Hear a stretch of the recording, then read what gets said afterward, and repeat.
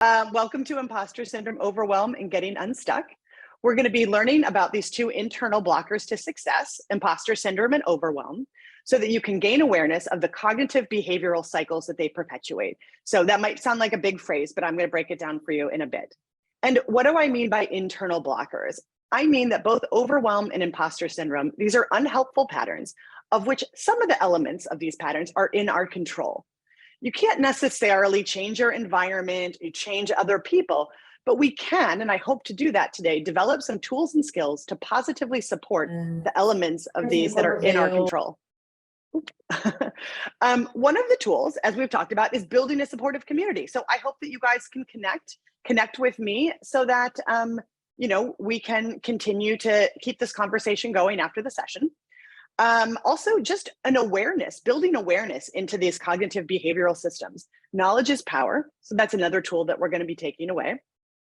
And then I'm going to be repeating these a couple times just to really ingrain them. But there's a couple of hero tools that I'm going to be talking about around how to deal with internal challenges that involve thoughts, feelings, and behaviors. So one, self-inquiry. I'm going to call this our umbrella tool. Self-inquiry helps us gain awareness of our thoughts, emotions, and behaviors. And regarding emotions, I'm going to make a suggestion to just be with emotions. Don't suppress them, express them safely, and just be with them. We're going to come back to this, but just to share some of these hero tools. Thoughts, treat them like hypotheses, not truths. And then behaviors, pause and consider before acting. So just as a brief agenda, we're going to start with imposter syndrome and these cognitive behavioral systems around it. You're going to apply your learnings to your own life in situations using self-inquiry. And then we're going to debrief that in small groups. We're going to learn about overwhelm, apply the same foundational tools to that internal blocker. We'll also go into small groups there.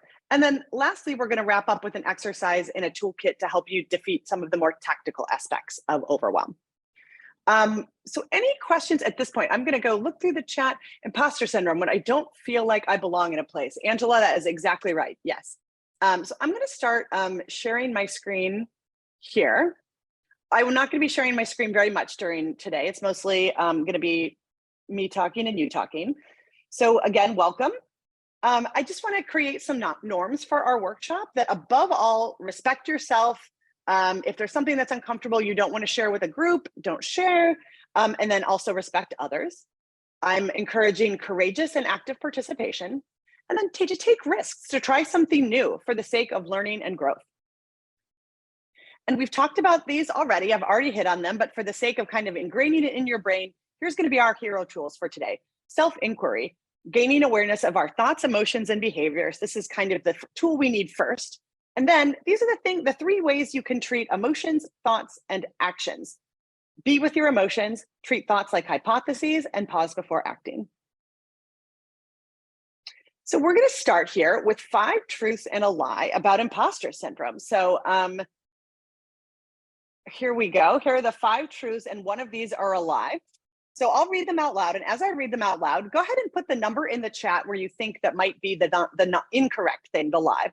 So number 1, imposter syndrome is a recognized psychiatric disorder. Number 2, there is some evidence that suggests that imposter syndrome is more prevalent in minority groups.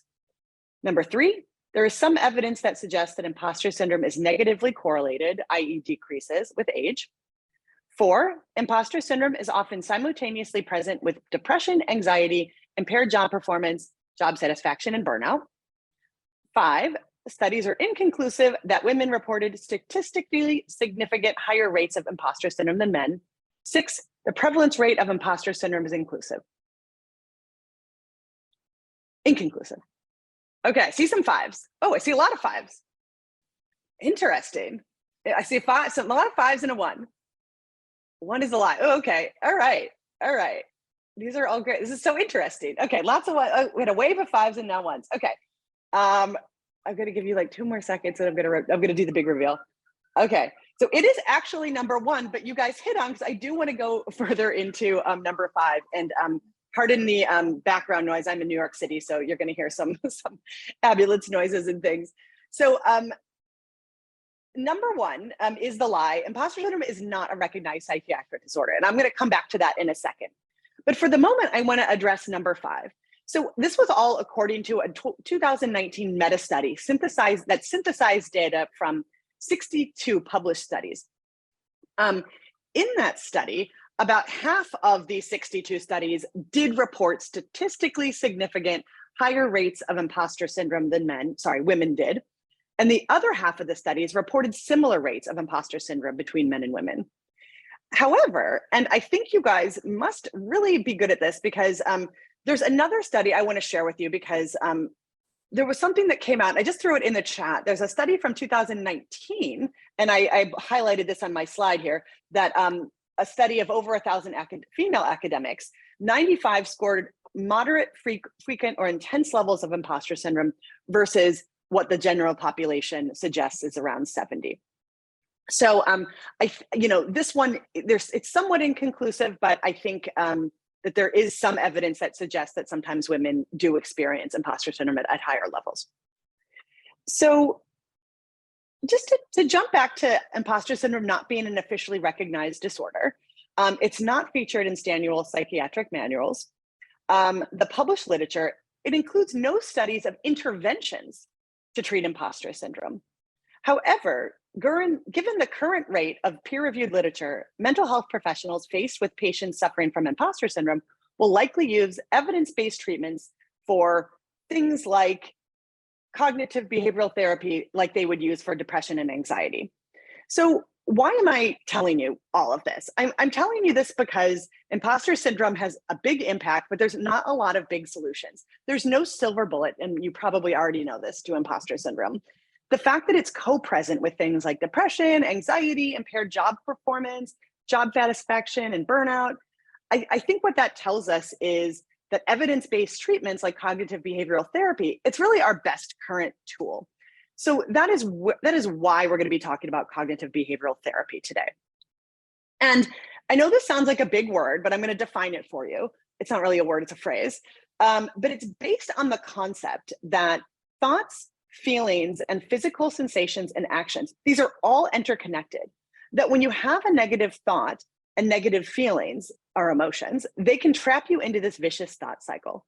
And I also defined imposter syndrome there for you, but I think the one definition we saw in our chat was also very accurate. And I also want to use the phrase ANT because I think it's an adorable phrase. It means automatic negative thought. And I like the little representation of an ant, little pesky thing. So I want to take you through sort of the visual on this. But before I do, I want you to jot down. So I promised you we would do some jotting. And throw it in the chat if you feel comfortable, and I would absolutely encourage you to do that. In what situations do you feel imposter syndrome? So really bring a couple of these situations to mind. And then going through the entire workshop, I want you to be keeping these situations in mind. So everything that I say, you can bring back to these situations to sort of be actively engaging with what imposter syndrome means in your own life. Giving an academic talk, Susan, I hear you. Absolutely. I'm giving a talk now, and absolutely was I nervous before this. I can tell you that. Feel free to throw them in the chat or keep them to yourselves. Speaking on an invited panel. Great, great. These are excellent. So as you start to keep thinking about these situations, I want to share a couple of common ANTs, or automatic negative thoughts. So when you are in these situations, now that you have these situations in mind, ask yourself, what ants pop up? What ants pop up when you're thinking about speaking on a panel, when you're speaking with senior researchers, when you're in a large group meeting? What are you thinking? What are the sort of like ticker tape phrases that are going across your head or in your brain? You might be thinking, I'll fail. You might be thinking, I wish I had prepared more. Or if so-and-so was speaking, they would be better than me. Just consider what your automatic negative thoughts might be in these circumstances of imposter syndrome. And now I want you to consider what emotions might be associated. And, I will go ahead and just say that I don't think that we as a society are necessarily normalized to put words to our emotions. For me, anxiety, stress, that pops up, maybe even sadness. If one of these automatic negative thoughts pops up, if I'm thinking I'll fail, maybe depression, like that feeling, sort of a feeling of lowness. So I also want you to jot down or just keep for yourself the idea of what emotions come up for you as you experience these situations, as you think these automatic negative thoughts? And I also want to talk about actions or behaviors and strategies. And what these are is that when we have the negative thoughts, these are going to influence our emotions. The emotions are going to influence our actions. So for instance, if I am feeling, if I get a feeling of lowness, depression, because I thought a negative thought, it might make me act like just want to sit on my bed for a while and do nothing. Over time, however, we might develop longer term actions or strategies or behaviors, such as overdoing something. So my initial urge to just go lay down, later on, if I'm continuing to feel these automatic negative thoughts and imposter syndrome, they might lead to behaviors. And I'll get to a behavior slide in a second, but I want to point out that it doesn't just go one way. Your behaviors influence your thoughts influence your behaviors. So these things, they become a little bit of a negative cycle. So some behaviors that might be present, co-present with the feeling of imposter syndrome or the emotions around imposter syndrome are things like overdoing, overworking, maybe even playing it safe, like not taking risks. So now I want you to just kind of note, again, to yourself or in the chat, what behaviors, which from this list resonate with you? Which one are you like, that is definitely me, I definitely do that. I'd love to hear. Mine, is procrastinating. I get the feeling of just like wanting to do things like really quickly, even without even kind of giving them a lot of thought. So feel free to add to the chat which of these behaviors or strategies you feel like might be present for you, especially around situations involving imposter syndrome, like you have previously identified. Taking on others' responsibilities, overdoing, disengage. Yep, those are great, great. And there might be more. This is by far not a limited list. Just a list that I have heard from clients that are common. Procrastinating. Okay, Joyce, I'm feeling you. Overworking. Yes, I think we're all to a certain extent guilty of that. So I'm good. So what are we going to do about this? I'm going to be talking about. I've already talked about it. I'm going to talk about them one more time, just so you guys can really get them in your noggin here. But hero tools. So already we have been doing self-inquiry. This is going to be our very first go-to tool. Nothing that we talk about today is going to be possible without it. Self-inquiry is gaining awareness around our thoughts, our emotions, our actions and behaviors. So literally exactly what you guys are doing now. And once we gain awareness, that's where we might be able to find a way to change our thoughts and behaviors in order to stop what this vicious cycle is doing.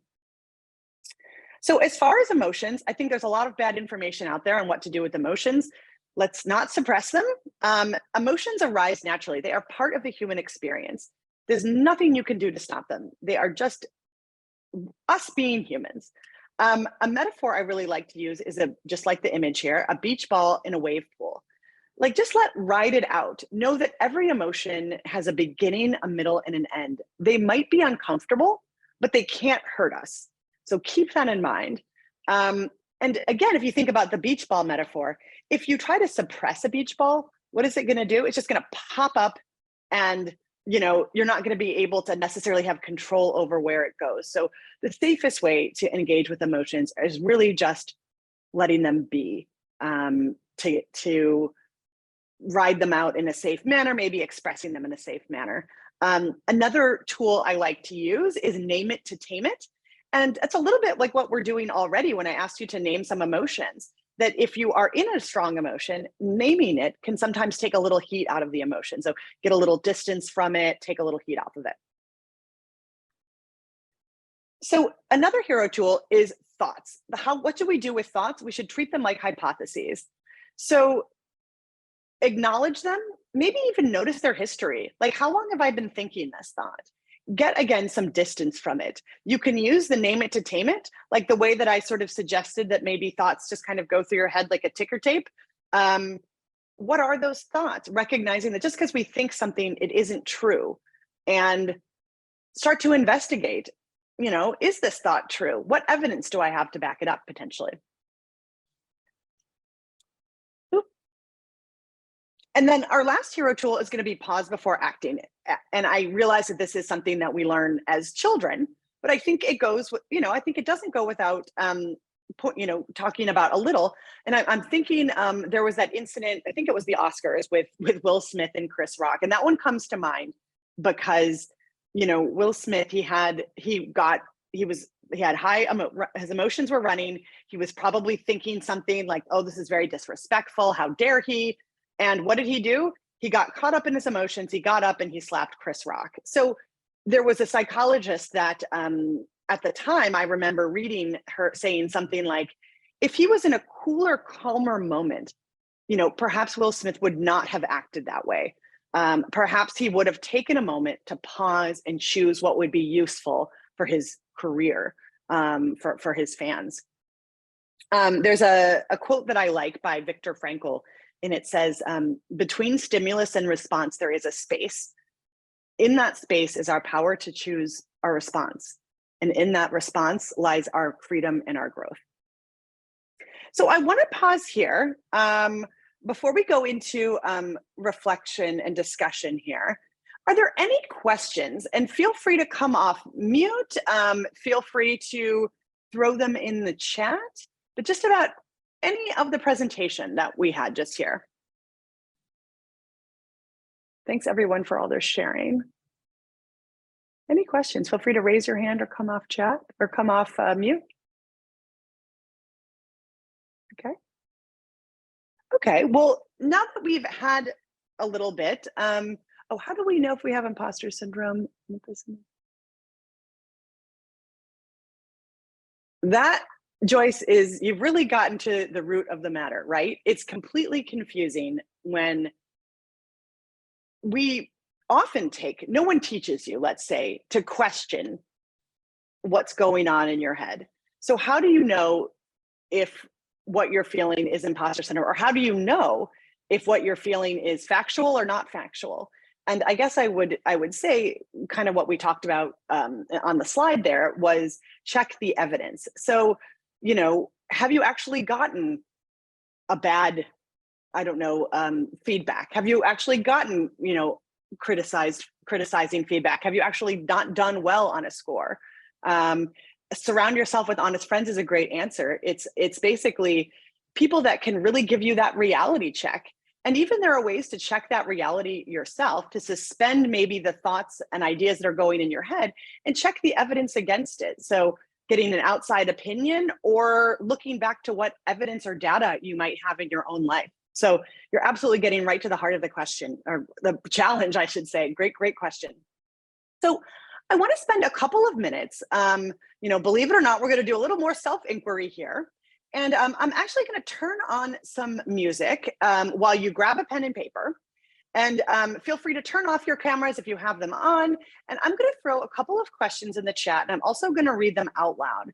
And I'd love you to start journaling on what comes up for you. So give me a second to get my music on here.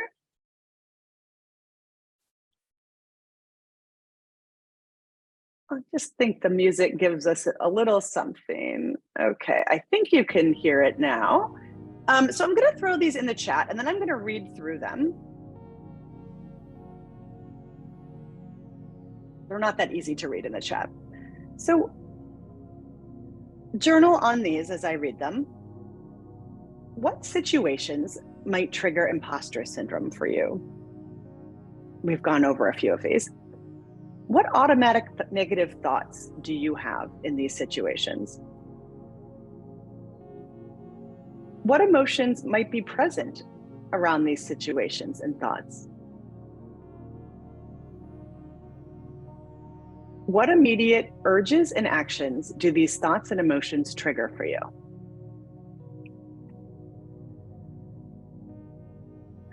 And lastly, what behaviors and strategies do you find yourself employing in the longer term?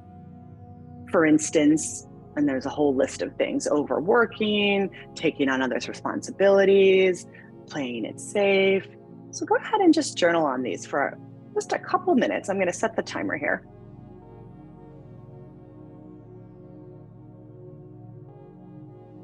So, thank you for recording. Okay, so I'm going to share my screen again. And I have 2 slides here to show you around overwhelm.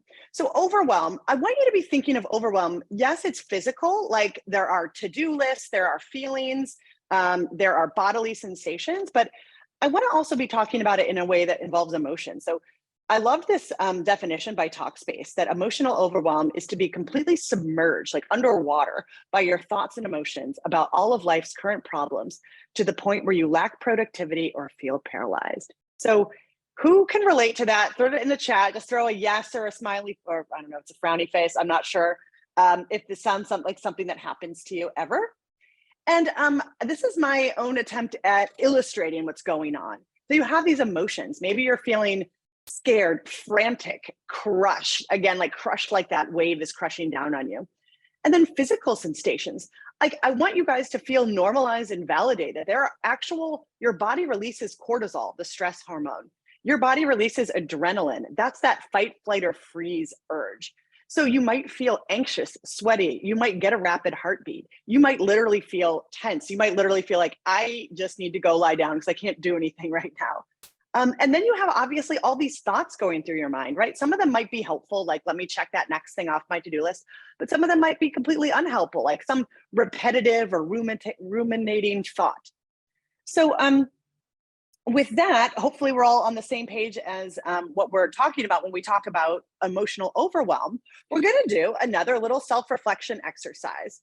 So this is going to be a little bit more rapid fire, but just to hit on a couple of things that we've talked about. Again, regarding emotions, when you're feeling overwhelmed by the emotion of overwhelm, recognize that it will pass. It too has a beginning, a middle, and end. It too will pass. And then if we talked about urges, so I like to use my procrastination. When I get overwhelmed, I feel procrastinating where like I just try to ping everything out of my inbox that I have no strategy to it. It's just like, let me do anything, the very next thing that comes my way, let me just do it. When really a more helpful action might be for me to calm down, prioritize, let my emotions ride out, and then do what's going to be productive as opposed to me just flinging out the very next thing that I see. I'm curious what urges you all get when you're overwhelmed. Go ahead and put it in the chat. Like, what comes to mind? Like, what do you try to do when you're feeling overwhelmed? And then what would you even prefer to do when, in a cool, calm moment? So what urges do you get when you're overwhelmed? And then what would you prefer to do instead? Throw them in the chat.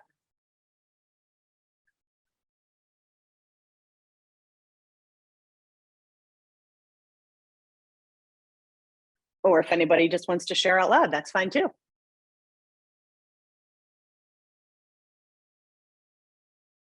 Try to hide in my room, okay. Hide in a corner. Okay, we got some hiders, that's good. Now think about what you might want to be doing instead. Now we have a cool, calm moment here. What might be more productive than hiding in your room? You don't have to put it in the chat necessarily, but I'll sort of pose the question. I'd say ideally, I have, perfect self-knowledge and mastery and understanding of the situation and say exactly the right thing at the right time to the right people. Mm-hmm. There's always that moment, later on, you're like, oh, I wish that was a perfect opportunity to express XYZ. And, if I had just had the wherewithal at the moment, then that would have been the perfect thing to say, but yeah. Mm-hmm. Yep, you're totally right, Romy. And I'm going to bring it back to this concept of a practice. That this is going to be something that you said in the beginning of what as you started talking, like as we get better at this, as you get more perfect about being like emotionally aware of your thoughts and behaviors. This is going to be a lifelong practice. And think about anything that you all have ever tried to become excellent at. So like I think about something like yoga or running, right? You don't start by running a marathon. You start by walking for half an hour, and then maybe you walk and then you do a little running, and you just keep practicing and you keep trying and you keep trying it every day. So go gentle on yourself. This is not something you're going to be able to develop overnight, but with, awareness, with doing the self-inquiry, with persistence, this will come to you. So I wanted to say something. Oh, please. I don't know if others could relate to this or not, but from my career, I gave a lot of workshops and I taught a lot of college classes. I'm retired now, and guys, I'm in my 60s and I'm still thinking about imposter syndrome. So you're right, it is lifelong. But what I realized was the power of the persona, that I could be in front of a classroom and or giving a workshop and sort of either losing my train of thought or being overcome by things happening in the room or something. And then I'm no longer me. I become a different person. I become, in my thinking, oh, I'm the person in charge of this workshop. I better take charge of this now. Mm. And it really helps me, my emotions that are kind of overboiling and stuff somehow get packed away somewhere else in my body, somewhere else in my consciousness, and I am just a different person. And growing up, I was a very, very shy person. I was an other. I'm not a native English speaker. I had a stutter. My parents were immigrants. Kids made fun of me. All this stuff, feeds my imposter syndrome. But as having different personas, I am not me anymore. I'm the person doing this job. So I don't know how people can relate to that or not, but it really helped me as a professor and as a workshop moderator. Yeah, thank you for sharing that. Well, you're a beautiful speaker, impromptu here, Alexandra. I'd love to see in the chat if anyone can relate to that experience of, maybe having a second persona. So please do put it in the chat. While we're doing that, grab your piece of paper again or your note-taking device. We're going to do kind of a little bit of a rapid fire exercise, and this is going to be on overwhelm. So I'm going to set the timer, maybe just 2 minutes, and I'm going to have you guys do a brain dump of all of the things in your life that right now are overwhelming you. So get out that sheet of paper. I'm going to start the clock.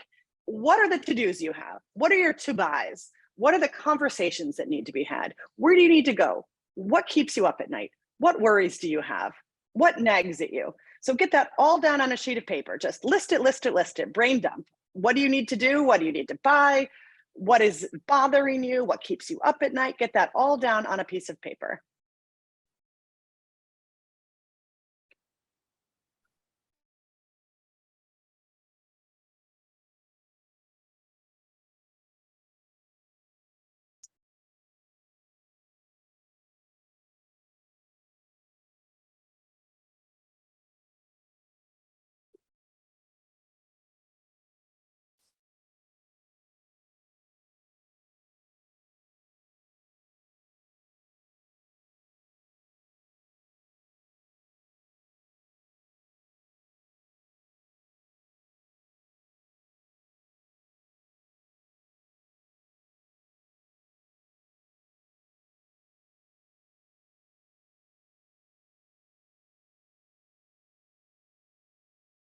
Keep going. See how many you can get. We got about 1 more minute.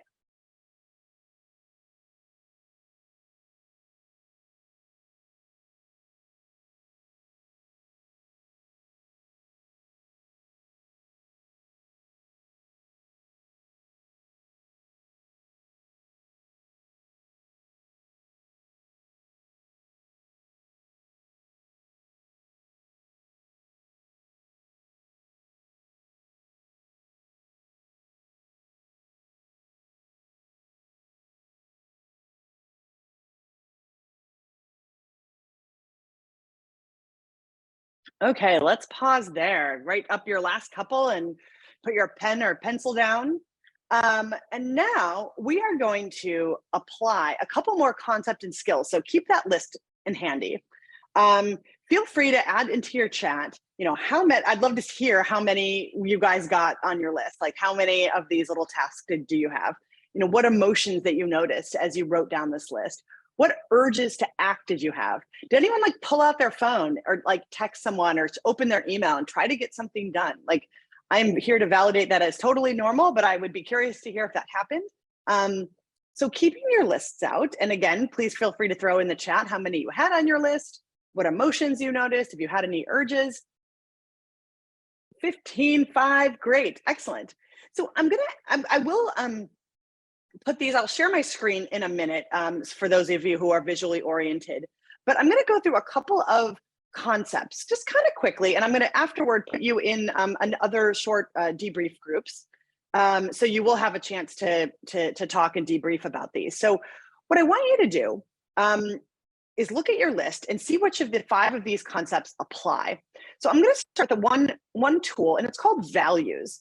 Values are personally chosen life directions that can act as our inner compass. They help us to identify what's important and act on it, rather than reactively following our thoughts and feelings. Is there anyone brave on the Zoom here that knows what a core value or values that they have is, that would be open to sharing what it is for them? And if not, I'll share mine. Anyone want to share what their core values are? Respect, education, family. Okay, thank you, Angela. Mine are freedom, beauty, creativity, honesty, independence. Great. These are excellent. So maybe I'm suggesting that there might be something on your list that maybe shares with one of your core values. So mark an item, any items on your list that maybe meet your core values, mark them with a V. I will share with you a core values exercise after the session, so you can do one of these on your own if you aren't sure what your core values are, like self-worth, self-control. Beautiful. So put a V next to anything on the list that might meet your values. Next, I'm going to talk about the practice of acceptance. Acceptance is about being open to your thoughts, feelings, and circumstances just as they are. It's not about approving, liking, or giving in. It's about letting go of of trying to control what cannot be controlled. So accepting is letting go of trying to control what you cannot control. So notice if there's any items on your list that are not in your control, and mark them with an A.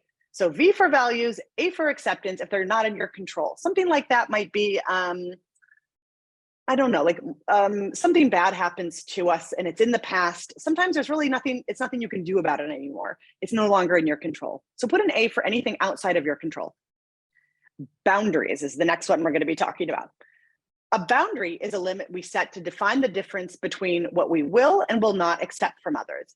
Boundaries is about deciding, communicating, and reinforcing the limit of what's okay for ourselves and our personal resources, such as time or energy. If someone, whether coming off mute or in the chat, can share a time about when they use the concept of boundaries. Has anyone ever set a boundary? Successfully or unsuccessfully?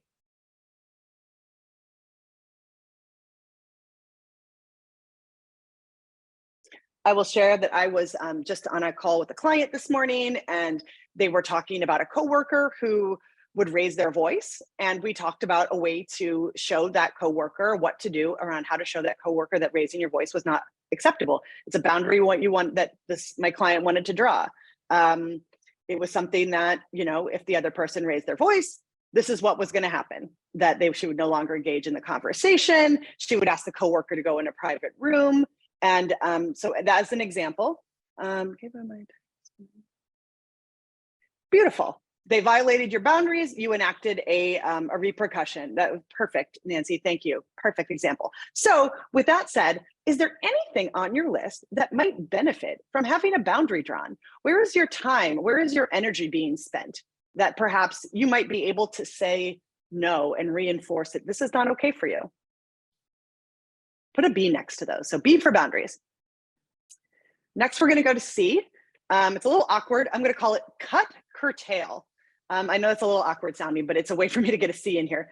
Is there any items that you can cut from your list without having impactful repercussions? So that's what I mean by cut. And then the curtail part, show of hands or in the chat, who has a tendency to overdo a task? Who has a tendency to overthink or be perfectionistic? I think that we talked about that earlier, and I think that all of us sort of have a tendency potentially to overdo, get over perfectionistic, just kind of really overwork on things. So curtail could mean defining what done looks like. So just to throw an example out there, like if your closet is messy and your intention in the closet is to just put your coats in order, you don't need to clean out the whole closet, just get your coats in order. No need to go do the whole thing. So that's a way of defining what done is like. All I need to do is get the coats in order. And then lastly, I want to talk about the tool of delegation. Probably familiar, something you're familiar with, but delegate is to transfer the responsibility for a specific task from one person to another, unburdening the delegator and empowering the delegatee. So if there are any items on your list that would benefit from delegation, mark them with a D. So let me go ahead and share my screen for those visually oriented folks. And I'm going to ask you to take a screenshot of this to keep for yourselves, because we're going to go into discussion groups. So go ahead and take a screenshot of these 5 tools for overwhelm: values, acceptance, boundaries, cut, curtail, and delegate. Because we're going to be talking those in small groups. And Chris, if we could do 4 people to a group this time, and I will go ahead and set the timer. I am going to put, just like last time, I'm going to share some questions, some discussion questions that you guys can talk about in the chat. There we go. So which of these 5 tools would be most useful for you? Which do you have questions about? Discuss in your group. Which tools and strategies do you have for prioritizing what's left on your list? What are your favorite time management hacks? So go ahead and Chris, go ahead and send people out to their discussion groups. And similar to last time, I'm going to bust in halfway and ask a couple more questions. So be on the lookout for that.